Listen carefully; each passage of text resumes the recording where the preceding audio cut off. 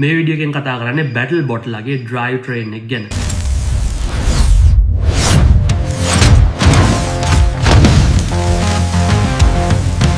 ඉතින් අපි drive system එක ගැන කතා කරද්දී මේකට වීල්ස්, මෝටර්ස් සහ මෝටර් ඩ්‍රයිවර්ස් කියන කම්පොනන්ට්ස් තුන අදාළ වෙනවා.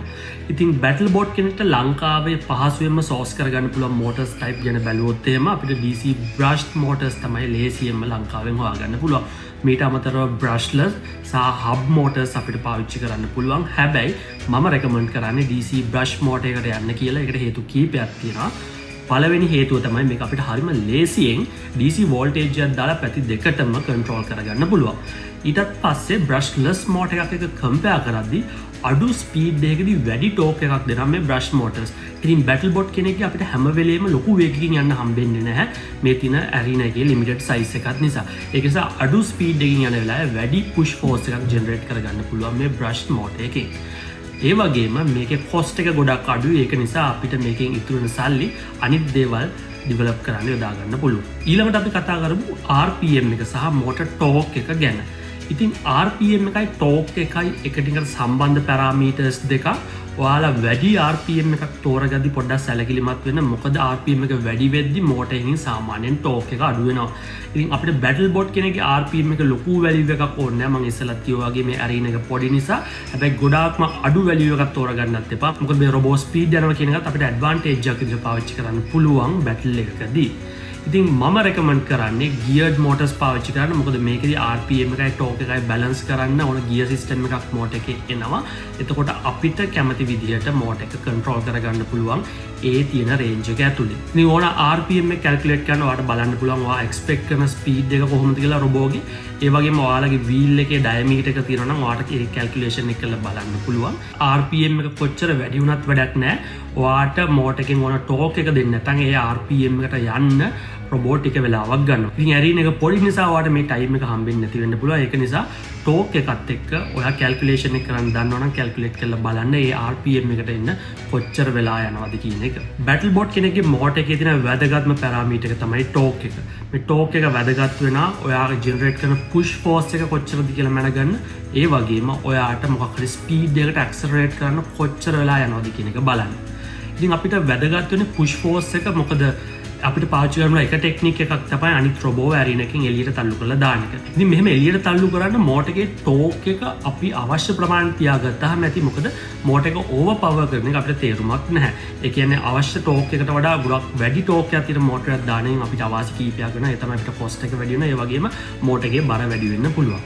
ඉතින් ඔයා හරියට මේ තියරිටිකල් කැල්කියුලේෂන් එක කරන්න දන්නවනම් ඔයාට මේක කරගන්න පුළුවන්. මොකද අපි කොච්චර ටෝක් එකක් තියෙන මෝටර් එකක් දැම්මත් වැඩක් නැහැ. ඒ ට්‍රැක්ෂන් එක අවශ්‍ය ගන්න තිබ්බේ නැත්නම් මෝටර් එක තැන ස්ලිප් වෙනවා. ටෝක් එක වැඩිම මෝටර් එකක් දැම්මොත්. ඒ කියන්නේ රොබෝට ඕන ට්‍රැක්ෂන් එක අපි ජෙනරේට් කරගන්නේ රොබෝගේ බරෙන්. ඉතින් ඒ වෙලාවේ ෆ්‍රික්ෂන් කෝඑෆිෂියන්ට් එක අරගෙන අපිට කැල්කියුලේට් කරගන්න පුළුවන් මෙයාගේ අපර් ලිමිට් එක ෆ්‍රික්ෂන් කෝඑෆිෂියන්ට් එක 1යි කියලා සලකලා ඒ එන ආන්සර් එකට වඩා පොඩි මාජින් එකක් තියලා අපිට පුළුවන් ඒකට ගැලපෙන මෝටර් ටෝක් එකක් තෝරගන්න. ඉතින් මේකෙදි ඔයාලට පුළුවන් මැනුෆැක්චරර්ගේ data sheet එක බලන්න මේ මෝටර් ටෝක් වැලියු එක ගන්න. හැබැයි ඔයා ගෙදර තියෙන මෝටර්ස් නම් පාවිච්චි කරන මේ වගේ data sheet එකක් හොයාගන්න බැරි නම් මම සිම්පල් ටෙස්ට් එකක් කියනවා ඔයාලට මේක බලා ගන්න හරියටම. ඒ තමයි ඔයා රොබෝව හදලා ඉවරලා බිත්තියකට තියලා බලන්න මෝටර්ස් ඔන් කරලා මේ රොබෝ බිත්තිය තල්ලු කරද්දි මෝටර්ස් එක තැන ස්ලිප් වෙනවද කියලා. ඒ කියන්නේ රොබෝගේ ඕන ට්‍රැක්ෂන් එකට වඩා වැඩිපුර ටෝක් එකක් මෝටර් එකකින් දෙනවා. ඒ මෝටර් එක ඔයාලට පාවිච්චි කරන්න පුළුවන්. හැබැයි මේ විදිහට මෝටර්ස් කැරකෙන්නේ නැහැ කියන ඔයාලට තව වැඩි ටෝක් එකක් තියෙන මෝටර්ස් මේ රොබෝට පාවිච්චි කරන්න පුළුවන්. ඊළඟට අපි වීල් සිස්ටම් එක ගැන කතා කරොත් එම අනිවාර්යයෙන්ම වීල්ස් 4ක් 6ක් හෝ 8ක් යන්න පුළුවන්. එහෙම නැත්නම් ඩ්‍රයිව් බෙල්ට් දෙකක් දාන්න පුළුවන්. ඉතින් මේකෙදි වීල්ස් අඩුම 4ක් යනවා නම් ඔයාලා මතක තියාගන්න මේ 4ම පවර්ඩ් කරන තරමට හොඳයි. ඒ කියන්නේ 4ටම මෝටර්ස් යූස් කරලා තියෙන තරමට හොඳයි. ඒතකොට අපිට 4 wheel අවස්ථාවක් ගන්න පුළුවන්. එහෙම නැත්නම් එන්නේ අපි 2 wheel drive එකක් කරලා සමහරවිට අනිත් රොබෝ අපි ඉස්සුවොත් අපි පවර්ඩ් wheel දෙක නම් ඉස්සුවේ ඒ වෙලාවේ අපිට එතනින් බේරෙන්න තියෙන හැකියාවක් නැහැ. ඊළඟට ගොඩ දෙනෙක් අහපු ප්‍රශ්නයක් තමයි මේ එන්කෝඩර්ස් තියෙන මෝටර්ස් ගන්න පුළුවන්ද කියලා.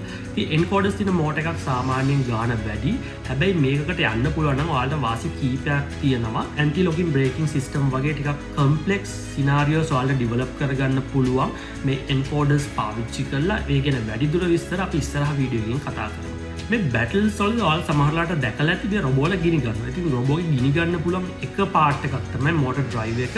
මොකද මෝටර් එකෙන් ලොකු කරන්ට් එකක් ඇදලා මේ ඩ්‍රයිව් එකට ඒක සපෝට් කරන්න බැරි නම් ඒක ඕවර්හීට් වෙලා ඒක ගිනි ගන්න පුළුවන්. ඉතින් ඔයාලා මතක තියාගන්න ඕන දේ තමයි මෝටර් ඩ්‍රයිව් එකක් තෝරගනිද්දි මෝටර් එකේ ස්ටෝල් කරන්ට් එක නැත්නම් මෝටර් එක අදින මැක්සිමම් කරන්ට් එකට ටිකක් වැඩිපුර වෙලාවක් සපෝට් කරන මෝටර් ඩ්‍රයිව් එකක් තෝරගන්න. මෝටර් ඩ්‍රයිව් එකේ සාමාන්‍ය රේටින් එක අර මෝටර් එකේ මැක්සිමම් කරන්ට් එකට වඩා අඩු වෙලා පීක් රේටින් එක මැක්සිමම් කරන්ට් එකට ඊක්වල් වෙන එකක් ගන්න එපා. මොකද එහෙම වුණොත් එහෙම මෝටර් ඩ්‍රයිව් එකේ ලිමිටඩ් ටයිම් එකකට තමයි අර ස්ටෝල් කරන්ට් එක සප්ලයි කරන්න පුළුවන්. මේ වෙලාවේ රිස්ක් එකක් තියෙනවා මෝටර් ඩ්‍රයිව් එක ගිනි ගන්න.